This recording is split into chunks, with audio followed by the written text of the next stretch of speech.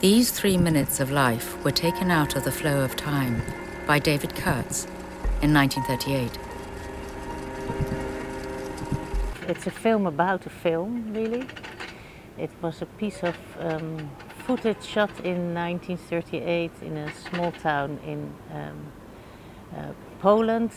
3 minutes of footage of the Jewish community in that town in 1938, so before the Holocaust. And my film only consists of these 3 minutes of footage, although it now takes 70 minutes to watch them. And so you see the images in a lot of different ways, and I've tried to find out as much about the things and the people we see as we possibly could. So I was scrolling on Facebook and I saw this post called 3 Minutes in Poland, and I found it a very intriguing title. You sometimes have tourists that do Europe in 3 days, but 3 minutes is even more short. So I clicked on it and I found out it was about this footage shot by the David Kurtz, who was the grandfather of Glenn Kurtz, and he wrote a book about this footage his grandfather shot in 1938. And you could see that footage, you still can, on the website of the Holocaust Memorial Museum in Washington. So I went over there and watched it and was very taken by it, especially as it is in color. And, especially for that time and place, we tend to see the world in black and white, and the color made it very vivid. It looked very lively. You see all these children really trying to stay into the frame and look into the lens, and really as if they want to make contact with the viewers. And then I immediately had that idea, it's fantastic that we have these 3 minutes, but they're also over in 3 minutes, so it's very ephemeral and short. So I thought, wouldn't it be great if we could keep that those people and that past in our present for a bit longer. So that was the starting point of my project. Shelsk was not an important town unless you lived there. It was just a town. But of all the Polish towns destroyed in the Holocaust, Shelsk is among the very few that exist in moving pictures, among just a handful preserved in color.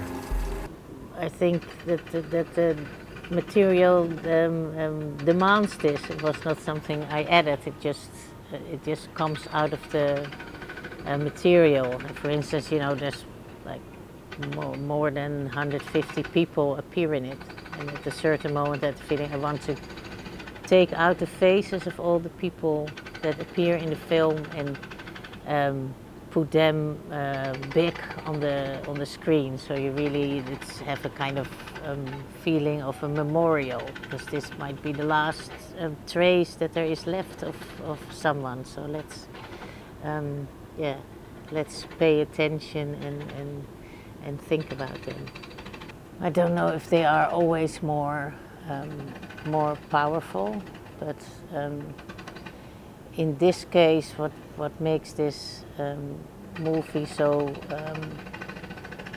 compelling is because of you really think these people are very close to you. You can look them in the eye, and then of course it's not possible.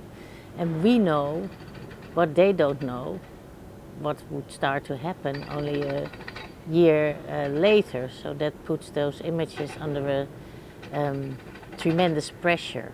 So that is one part. And on the other hand, when you speak about the Holocaust, it's always so big, 6 million people. It becomes some kind of statistical fact rather than that you can really realize these were all individuals with all their own experiences and lives and work and whatever you can think of.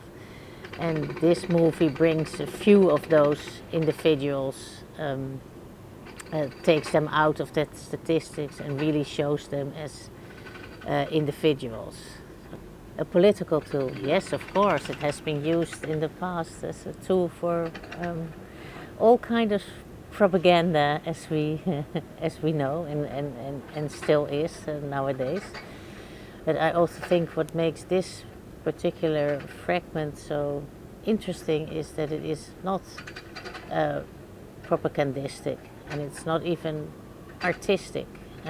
You really have the feeling that David Kurtz just bought a camera just before he went on this trip to Europe, and he just didn't know a lot about how it works, so he just pressed the button, and that was it. So that makes it very compelling. It's not, there's no reason or anything, no propaganda, no art. It just shows you, or gives the impression that it shows you life, while at the same time acknowledging then that the camera really, the presence of the camera already altered the reality there, because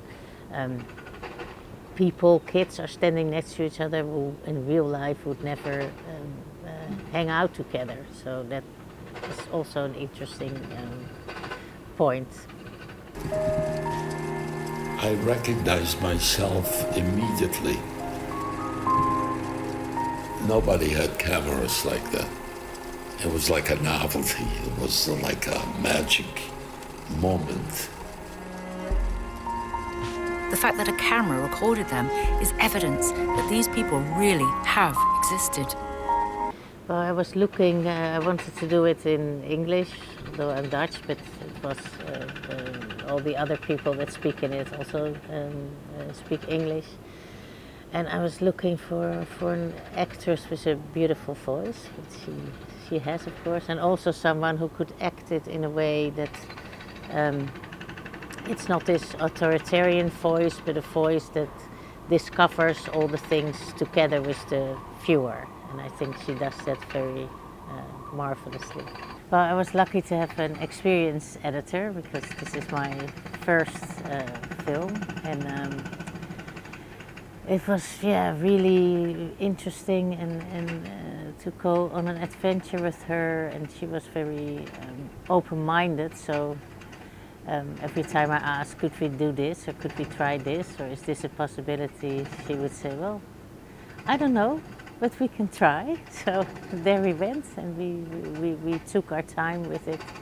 And she lives in Paris, so she came to Amsterdam a few weeks, and we were sitting and trying, and then she went back, and we thought about it to really find the rhythm for the movie. So it's kind of slow watching and slow making, it was. Yeah. Well, I went to Naszelsk. This is the name of the town in Poland, not so far from Warsaw, to see the place where it was filmed and to record sound and speak to a historian there. And we also, my production company hired a very good researcher. And we asked her, can you go and look at all the things we haven't been able to solve, just go over it. And then she found a name that until then it looked as if it was, you could not decipher it on the celluloid. It was just too fake. You should just a few fake shapes, and what letters it could be, no one knew. But she went very methodically, letter by letter, and compared it to a name she found in archives and old telephone books and that sort of thing. And then she could solve this riddle. So that was really great. All I could do was to piece together the few fragments of their lives that remained, to show their edges and absences, defining the loss of that world by detailing the little of it that had been preserved.